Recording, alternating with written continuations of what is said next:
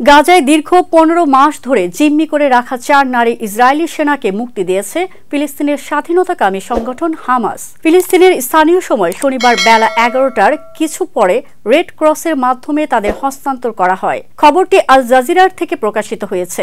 যুদ্ধবিরতির প্রথম ধাপের দ্বিতীয় দফায় হামাস 4 ইসরায়েলি নারী সেনাকে মুক্তি দেয়। মুক্তি পাওয়া সেনারা হলেন লিরি আলবাগ, দানিয়েলা গিলবোয়া, কারিনা আরিয়েভ এবং নামা লেডি।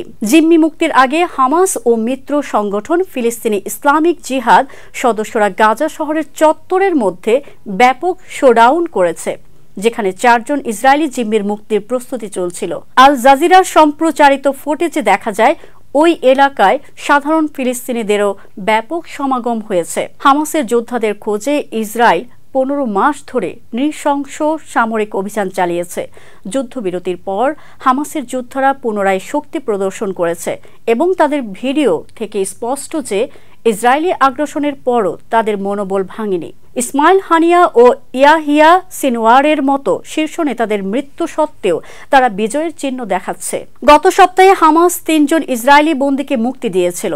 এবারও মুক্তির স্থানটিতে হামাস সদস্যদের একটি বড় ব্যানারে দাঁড়িয়ে থাকতে দেখা গেছে, যেখানে হিব্রু ভাষায় লেখা ছিল জায়নবাদ জিততে পারবে না।